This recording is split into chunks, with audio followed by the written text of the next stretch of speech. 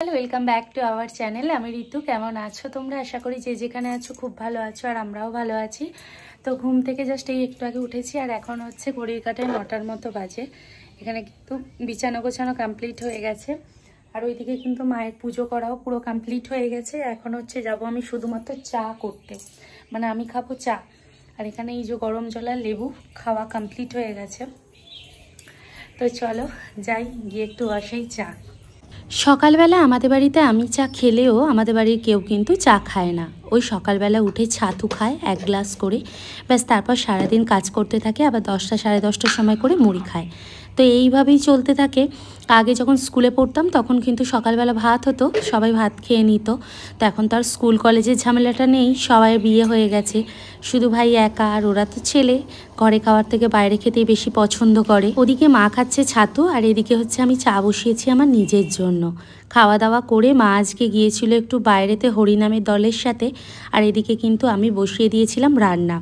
উনুনে রান্না করতে সত্যিই অনেক ভালো লাগে এবং খেতেও কিন্তু অনেক টেস্ট হয়। ওই যে আগের দিন তোমাদেরকে দেখিয়েছিলাম, আমাদের এক দাদু আমাদেরকে দিয়ে গিয়েছিল মূলো শাক। সেই মূলো শাক দিয়ে আর চিংড়ি মাছ দিয়ে হবে রান্না, মায়ের জন্য আলাদা করে হবে বড়ি দিয়ে, আরও অনেক কিছু রান্না হবে। তবে এখন যেহেতু আমি উনুনে রান্না করতে শিখে গেছি, তাই আর গ্যাসে রান্না করতে কিন্তু একদম ভালো লাগে না। মনে হয় গ্যাসের রান্নাটা হচ্ছে লিমিটেড, আর উনুনের রান্নাটা কিন্তু তাড়াতাড়ি হয়ে যায়। তো সেই জন্য উনুনেই রান্না করতে বসিয়ে দিয়েছি।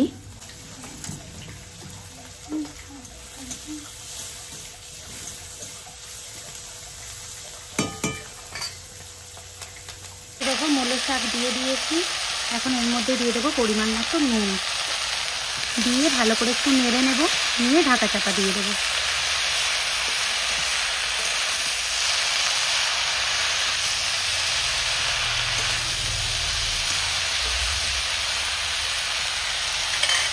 ওইদিকে মূলো শাক রান্না হয়ে যেতে এখন বসিয়ে দিয়েছি চিচিঙ্গা আলু আর বড়ি দিয়ে যে সবজিটা হবে সেটা। তো চিচিঙ্গা আর আলুকে একসঙ্গে আগে কড়ার মধ্যে ভেজে নেব, নিয়ে তারপর সবজিটা বসাবো। যেহেতু এখন দামোদর মাছ চলছে, সেই জন্য বাড়িতে কিন্তু মা মাছ মাংস কিছুই খাচ্ছে না। তো আমরা ভাই বোন যেগুলো খাবো সেইগুলোই। তো সেই জন্য এখানে মাছ ভাজা করতে বসিয়েছি, মাছের ঝাল বানাবো বলে। আর উনুনের রান্নার কিন্তু টেস্ট হয় একদম অন্যরকম। এখানে রান্না করেছি হচ্ছে চিচিঙ্গা আলু বড়ির তরকারি, এখানে হচ্ছে মূলো শাক বড়ি আলু ভাজা, আর এখানে হচ্ছে চিংড়ি মাছ দিয়ে মূলো শাক, আর নিচে ছিল মাছের ঝোল। খাওয়া দাওয়া করে বেশ কিছুক্ষণ রেস্ট নিলাম, নেওয়ার পর তোমাদের দাদাভাই করেছিল ভিডিও কল। সারাদিন বেচারা এত ডিউটি করেছে, যার জন্য খাবার সময়ই পাইনি। তো এখনও ডিউটি দিতে দিতেই কিন্তু খাবার খাচ্ছিল, আর সেটাই ও দেখাচ্ছিল, বলছে দেখ আজকে কিন্তু আমি একটুও খাবার খাওয়ার সময় পাইনি, তারপরও কিন্তু খাবার হাতে করে নিয়ে চলে এসেছি ডিউটি দিতে দিতে খাবো বলে।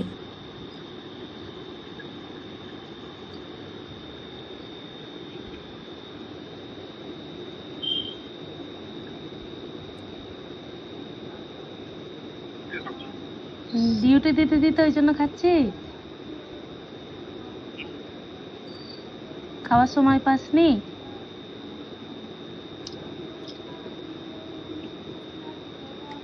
ওটা কি নাগা মরিচ?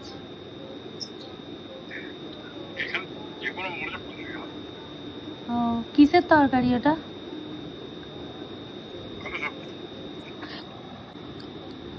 দেখা খাবারটা।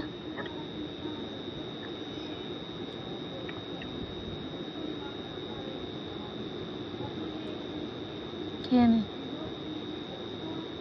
এটা ছিল পরের দিনের ভিডিও। শুভ সকাল বন্ধুরা, কেমন আছো তোমরা? আশা করি সবাই ভালো আছো। এই কয়েকদিন ধরে ওয়েদারটা কিন্তু অসম্ভব সুন্দর, এত সুন্দর রোদ বেরিয়েছে, তার সাথে সাথে হচ্ছে হালকা হাওয়াও বইছে, বেশ ভালো লাগছে। আর এইদিকে হচ্ছে আমি হাঁটতে গিয়েছিলাম, হেঁটে এসে এইদিকে বারান্দায় এসে দেখলাম বেশ সুন্দর রোদ, আর আমি আমার জামা নিতে উপরে এসেছিলাম কারণ ড্রেসটা চেঞ্জ করব। আর ততক্ষণের মধ্যে মা গিয়েছিল বাজার করতে, সবজি বাজার করে প্রায় ফিরেই পড়েছে।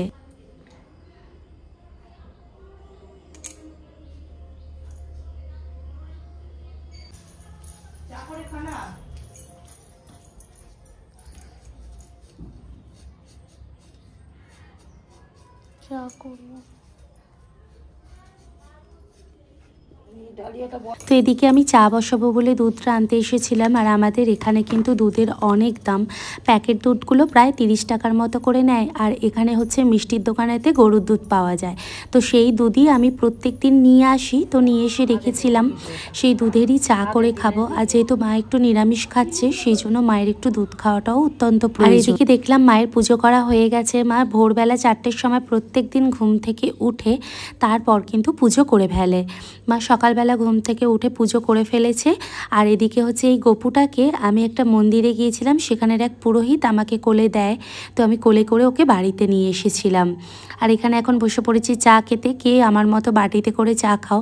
আর এই বাটির চা খেলেই মনে পড়ে যায় ছোটোবেলার কথা। ছোটোবেলা যখন মামার বাড়িতে যেতাম, তখন এই বাটির মধ্যে চায়ের মধ্যে আমার দিদা বিস্কিটগুলোকে ভেঙে ভেঙে দিয়ে দিত, আর আমি তা থেকেই চামচে করে কেটে কেটে খেতাম। যখন আমি আমার শ্বশুরবাড়িতে থাকি, তখন কিন্তু আমি একার সঙ্গী। আর এখানে কিন্তু মা কাকিমা সবাই রয়েছে, সবার সাথে গল্প করতে করতে চা খাওয়ার মজাটাই কিন্তু অন্যরকম। এখানে গল্প হচ্ছিল, তো গল্প করতে করতেই আমি কিন্তু চা খাচ্ছিলাম। আর এই রকম হচ্ছে টোস্ট দিয়ে চা খেতে কিন্তু খুব ভালো লাগে, বলো? আমার তো বেশ ভালো লাগে। ছোটোবেলা থেকেই কিন্তু আমাদের বাড়িতে চায়ের চলটা একদম ছিল না, এখনই চায়ের চলটা খুব উঠেছে। আসলে আমি যেহেতু চা খাই, সেই জন্য আমার মা চাটা একটু বেশি এনে রাখে যখন আমি আসি, কারণ আমাদের বাড়িতে আর কেউ তো চা খায় না, তো সেই জন্যই। আর আগেতেই চা হতো না, শুধু বিস্কিট জল দিয়ে খেতাম, আর জল 1 গ্লাস খেয়ে নিতাম, ব্যাস হয়ে যেত ওতেই। আর যেহেতু পড়তে টড়তে যেতাম, তো সেই জন্য ভারী খাবারই মা একটু বেশি দিত। সময়ের সাথে সাথে সব কিছু পাল্টে যায়, মানুষের স্বভাব পাল্টে যায়, মানুষের সমস্ত কিছু চেঞ্জ হয়ে যায়। তো সেই রকম সব কিছু পাল্টে যাওয়া সময়ের সাথে সাথে কিন্তু অত্যন্ত দরকারও। মা হচ্ছে কোনো কাজ একা করতেই পারে না, হঠাৎ করে ডাক দিয়েছে, চলো দেখি কেন ডাকছে।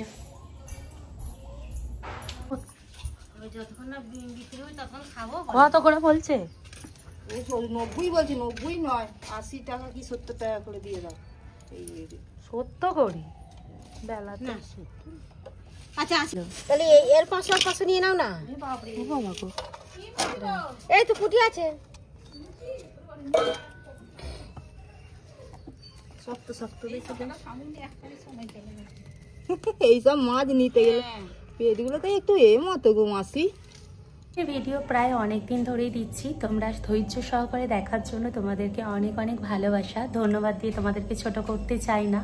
তো আশা করি তোমাদের এখন এই ভিডিওগুলো দেখতে খুব ভালো লাগবে, কারণ ফ্যামিলির সাথে রয়েছি, সবাই মিলে একসাথে আছি। আশা করি এই ভিডিওগুলো খুব ভালো লাগবে। আর হচ্ছে খুব তাড়াতাড়ি একটা সুখবরও তোমাদেরকে দেবো, তোমাদের দাদাভাই খুব তাড়াতাড়ি বাড়ি আসবে, সেই রকমই কথা হয়েছে। তো আমি চাই খুব তাড়াতাড়ি সে বাড়িতে আসুক, কারণ অনেক দিন হয়ে গেছে তাকে দেখিনি, প্রায় 2 মাস 3 মাসের মতো হয়ে গেছে সে চলে গেছে। তো সেই জন্য সে খবর দিল যে সে খুব তাড়াতাড়ি আসছে। আর এরপরও আরও একটা খবর দেওয়ার খুব ইচ্ছে আছে, যদি ভগবান চায় তো।